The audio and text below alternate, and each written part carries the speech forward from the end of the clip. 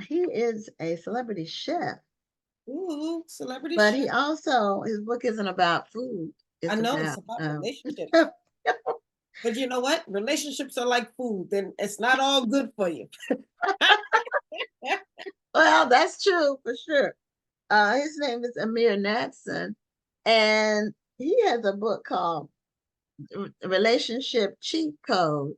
And I had a completely different thought about what this book was about when I heard the title. And I'm sure I'm not by myself because I thought the book was about how to cheat in a I relationship said or you how to, didn't think that, Gwen. You you just so didn't. I negative. did. No, the title speaks, or how to tell if your mate is cheating. That's what I thought it was about. But anyway, Oh but my it's goodness. not about that. It's about building relationships with people. So, Yes. Amir, uh, please tell us what your book is about. Amir, welcome to Black Authors Matter TV. Thank you so much. I appreciate you all for having me. And thank you Um, for being here. it's funny, and I'll share a little bit of my journey, which will really help us understand the book more.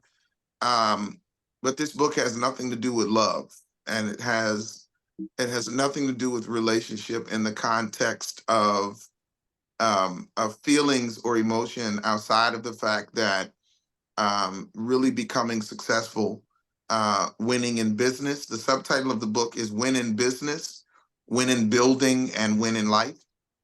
And Okay. so in the book, I really talk about, something that is very near and dear to me, as a young successful entrepreneur. More often than not, I've been challenged with the plight of having to try to do business with people or establish contracts or build relationships with people that had absolutely no relational intelligence. So much so that I said I kind of write a book about this because perhaps people think being a private chef to the Obamas or the Jay-Z and Beyonce and the Oprahs of the world is easy, right? Maybe good food is what gets you there, and that's not it. um maybe a good smile is what gets you there, and the truth is that's not it either. But really just understanding how to build relationships. And the truth is relationships are not transactional. They are emotional. They are built on frequencies, if you will. And so, as a successful, again, I say, black chef and entrepreneur, I said, man, I think I have the duty, to really take people behind the curtain, to have a full glimpse of how Chef Amir got here. How have I won so many awards and really, had so many opportunities to be in spaces, that chefs who, for a long time, I felt like were more deserving of these opportunities. But I quickly discovered that they didn't know how to build relationships. Um, and so, meeting someone at an event and then them inviting you to come into their home and cook, it requires some relation. It requires some trust. It requires, a certain level of comfort. And you can't build any of that without first building a relationship with somebody. So the book has nothing to do with love. To be honest with you, I care more about building relationships in business, than I do about in love, because love fades. Well, So love this book can is, fade. yeah, but this book is about friendships. It's about business relationships. You got It's it. those types of transactional relationships. You got it. You got it. And Now, love can how fade. You're long right, have Gwen. It doesn't have to fade. yeah, love doesn't have to Oh, fade. well, But well, love can fade. And I agree with you about the building relationships in business. yeah, I think now people, a lot of times, people they're looking for something quick right, and not something that's enduring. correct. In terms of a business relationship, a lot of people are just trying to make quick money Yep, and the way that you build a reputation Yes. is by being consistent and having integrity. And that takes years. That's not something that you can do. It's That's not a right. flash in the pan. And That's I right. say that as a longtime entrepreneur myself, not a chef, although I am a great cook, but I cook for All right my now. family. I cook for people I love, I care about. So Yes. I don't. I'm a great cook too, but I don't always have time to do it. So I save mine for the holidays and maybe a couple times a week, and that's about it. That sounds about right. Yeah, and I love good food. And if I go to a restaurant and their food is not at least as good as mine, then why am I Why did you there? have a restaurant? Right. Exactly. Why am I spending my money? I You can cook got it. that, And so I would rather pay more and get a good meal than have something cheap. So how did you get into being a chef? Is this something that was a lifelong goal? Did you happen into it? How did you end up being a chef before you became a celebrity chef? Just how did you? Yeah, interestingly enough, my mother would say, I have no idea how he became an award-winning chef because he never even boiled water growing up. And so I was not the kid who wanted a nice set for Christmas. I didn't want an apron. Interestingly enough, my father brought me a hot dog cart when I was 11 years old. And he said, I'm going to teach you how to be an entrepreneur. And I grew up in Newark, New Jersey, a very large, urban town in the Northeast, the largest city in New Jersey, actually. Really like a micro of the Harlem Renaissance. Newark had its own Harlemish vibe, if you will. And Black entrepreneurship was a really big thing, especially like in the Islamic and Christian community. In these urban communities. But so my introduction to entrepreneurship quickly led into me understanding problem solving. And so Okay.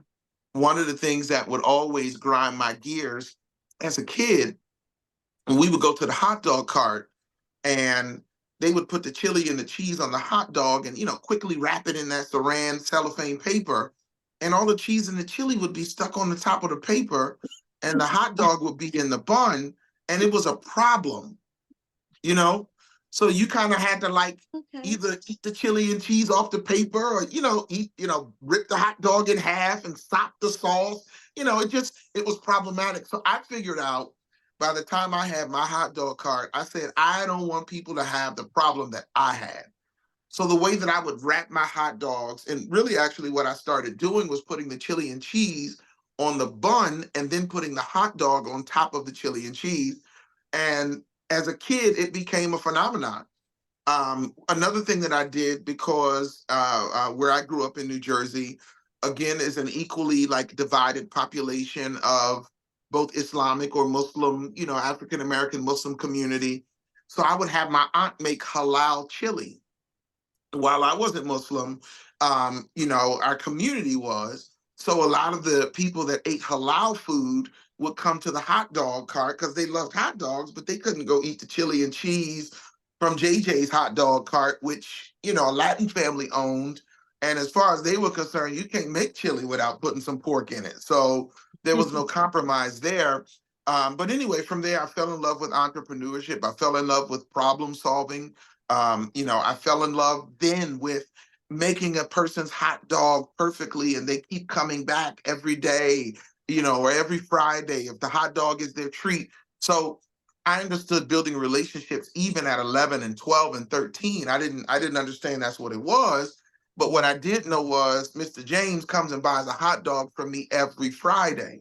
He goes to the check cashing place, cashes his check, and comes and buys 4 chili cheese hot dogs and a C&C grape soda. And so obviously I'd, done something. So from there, I went on, through life. I actually went to school for business and decided my freshman year at NYU Stern School of Business here in New York City, that I was going to drop out of college and go to culinary school. And so I did that.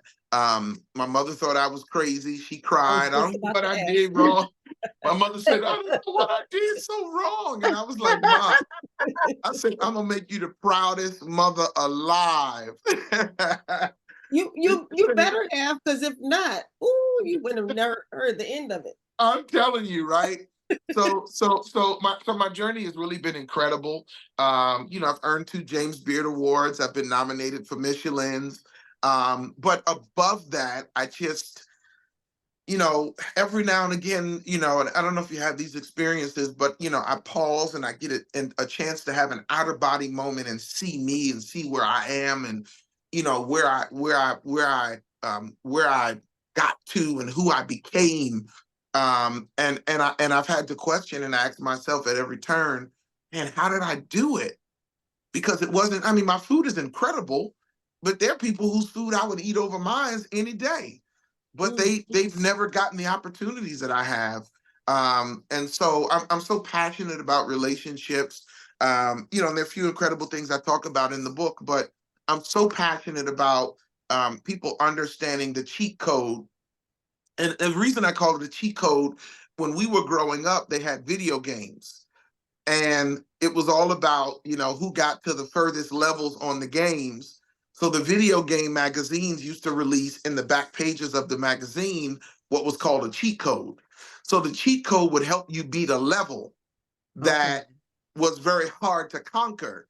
And so even though you had cheated your way to beat the level because you entered this code, you were able to say, I made it to level 12 on Sonic the Hedgehog or, Super Mario Brothers. And there was this credibility that you had. Yes. So when I titled the book, The Relationship Cheat Code, I put all of these gems and treasures in this book. And I said, I want to see people win in business. I want to see him win in building. I want to see him win in life. And so I'm in the book, I'm going to talk about how I connected with Matthew Knowles, Beyonce's father. And he said, my daughter needs a chef. And because of how I made him feel in that moment, he referred me to that opportunity. And it became, and I could tell stories for days. But that's been my journey, in the food and entrepreneurial space. And it's what ultimately, led me to writing the book. I love it. I mean, I've said it quite a few times on this show that people support people they like. So building relationships You is got it. important. You And got it. we've been seeing a lot on social media where people have been popularizing the toxic side of business. Somebody says, I don't like your service. Well, you don't have to buy it. I don't like your product. Well, you don't Right. have to be on my page. And we start to celebrate that. Right.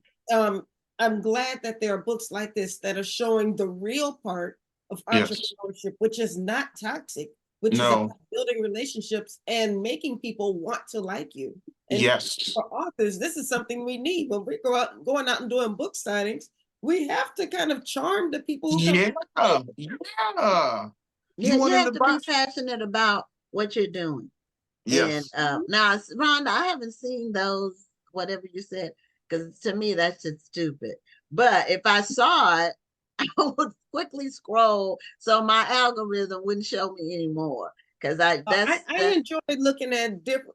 I mean, for me, it's for this main reason why we're talking about it now. Yeah. Well, often I like to see that. I say the same thing about really, people who popularize going on vacation, even when their boss said they can't have PTO. Right. Right. Or the customer service people who pretend to be get smart with the people who are calling in.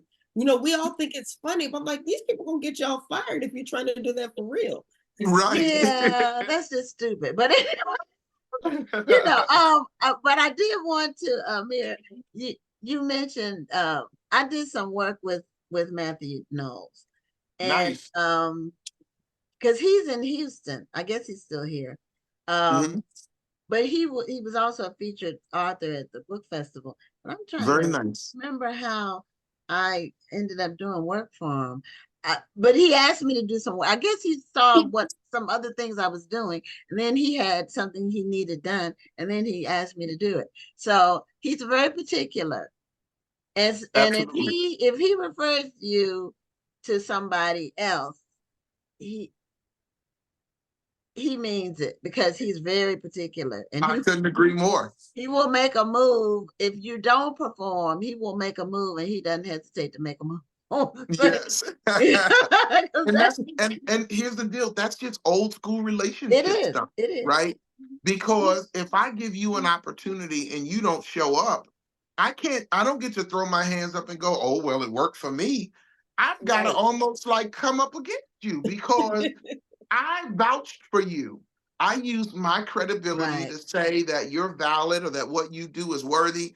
So I don't expect you to go and give the person I'm referring you to, a lesser experience than you gave me. I want you to wow them like you wowed me. That's why I referred you. This So is if you why wow me, when somebody refers me to somebody, I want to do an even better job because I know that this yes, person's credibility is on the line. there you go. I don't think that they would refer somebody to me who's a dud. But then the second thing is the person who got referred to me, I don't want them thinking that I'm a dud. Yeah, listen, this is why I wrote this book. I mean, some of the greatest contracts that I've executed in my life didn't have a contract connected to them. We shook hands. We made a verbal commitment or agreement. We said, let's do business and see how things go. I I had to write the That's book true. because I got frustrated with meeting people who would go, oh, I can build a house out of straw. And I go, okay, well, there's some straw and there's the land. And they go, and then they don't start building. And I go, what you waiting on? And they go, oh, I'm waiting to sign a contract. What you need a contract for? You said you. And so the culture of people wanting to be able to hold you to paying or compensating them for something that they honestly know they don't even really have the ability to do. So it's almost offensive when you tell me you're going to paint my house and I go buy the paint and the paintbrushes. I bring you in my house, leave you in the house to go grocery shop while you paint the house. And I come in the house and you got paint all over the floors. What happened, man? And you like, well, the Yeah, contract, that's the the truth. contract, the contract said I was going to paint, so pay me. Come on, sir. And you watch him every day on Judge Greg Mathis. He'd be like, "Ma'am, are Oh, you?" I was watching him the other day. He said, "Ma'am, that's a crackhead move. You charge the man to paint his house and don't know how to paint a house." I don't watch So, him other than when I go to my hairstylist. She watches them. So I'm sitting there, I have to see it. But it is some funny stuff and some really ridiculous stuff. Some people fall out over stuff that y'all just wanted to be on TV because y'all could have worked this out. This is not, this is well, not I wrote a what. whole book on, the power of relationships. And one of my favorite chapters is the win-win. The win-win. Yes, yes, The okay, win-win. yes. Because if both parties don't win, it's not a good arrangement. Nope. But we live in this world where people are like, well, I got mines. Yeah, What you, yeah. you know, But that's a short-sighted approach. And a lot of absolutely. people now are looking for just something quick.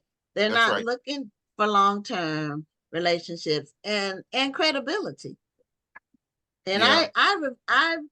I don't refer a lot of people to other people unless I know they're not going to make my name mud. I because it's my reputation on the line. If I That's refer right. you to someone or someone to you and you screw it up, not you, Amir, a person, That's right. then my name is on the line. And so Right. I do very few referrals. I have to know the person's work. I have to have seen it over time. A Absolutely. lot of times I have to have worked with them myself um, to make sure, because a lot of people, and I've learned this over many years in business, and Yeah. I don't say this lightly. Most people are not honest. Yeah. That's unfortunate. Now, some people are intentionally dishonest, like they just flat out lie. Some people are dishonest by not following through with what they said they were going to do. Right. It may not be an aggressive, you know, dishonesty, but in the end, you It's all, didn't but do. I'm gonna say it was a lie. Whether you, Okay. because you said Well, I see how you fixing it up, but I talk about that in the book. Don't say you can do what you can't do. I But agree. if you come in the door and say, I don't know how to do it, but I'm a quick learner. Okay, yeah, yeah. So I Then you're prepared.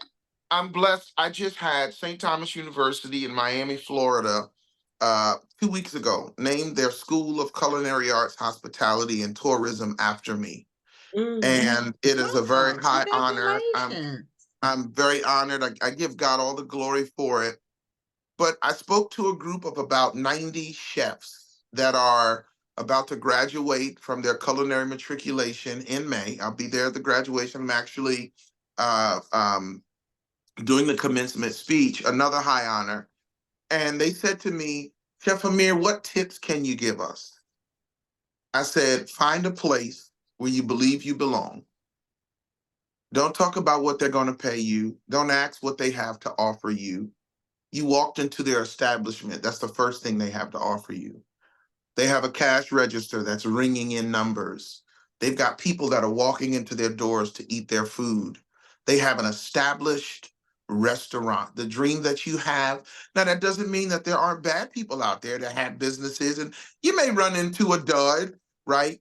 But I said to them, walk into a space with your knife roll, with your knife bag, and Mhm. ask to speak with the chef. Or if there isn't a chef, if the owner is the chef, and just say to him, I just graduated from culinary school. I'd love, because you've been in college for 4 years and you haven't gotten paid, you've sacrificed. So in order to find the place, to really find the place that's for you, I said, I dare you to spend the first 2 or 3 weeks after you graduate, finding the place where you belong by going into those spaces and proving who you are, what you bring, and what you can do. And let them ask you, how much do you want to get paid for this? And you go, I'm not here to talk about pay right now. And the first place you go to may let you work for 2 weeks and don't ask you how much you want to get paid. And won't ask you, can they give you a stipend or, can they give you, a meal or money to get home or whatever the case may be. But don't let that stop you from finding your place, because you'll go out into the world and somebody will offer you $90,000 a year and it'll be a nightmare. It won't be consistent with what your dream is. It won't be a place that you really, And so I'm just trying to get them to understand the power of building relationships. Every business owner, at some point or another in our journey, our thinking becomes, who's my predecessor? Who's going to take over this business that I built? We don't want it to die when we die. And so who will carry on this baton? Who will carry the torch on? Walk into a space and prove that you have what it takes to be the person to take the baton, that you have what it takes to be the person to carry on that person's legacy. Um, and they were so inspired by that, because they said, Chef, the truth is we were looking to go everywhere and say, if you can't give me $40 an hour, I don't want to start. I was Yeah, just about to say that. yeah. Unfortunately, we're right now in an age where people are coming right out of college and thinking that they have to be making $40 to $50 an hour. And Yeah, that's if they settle for an hourly wage. exactly. Yeah. Right, right. And I Yeah. remember reading Charlemagne the God's first book. I believe it Black Privilege? I think it was Black Privilege. Yes. But he talked about how he first started working with Wendy Williams, and he was actually working for free, but that set him up for having his Yep. own show later, and he was in demand later. But I Hmm. think often we see working for free or working for not as much money as we would like as being used. And Right. it winds up being another popular theme on social media, that we have to be making a certain amount of money. So Yep. what do you say to people who say, well, that sounds good and that might have been good back then, but I have to be paid. I need to be paid what I'm worth. I know my worth. That's Mhm. Is that a question for I me? have I Yeah, have that's another seen popular that slogan.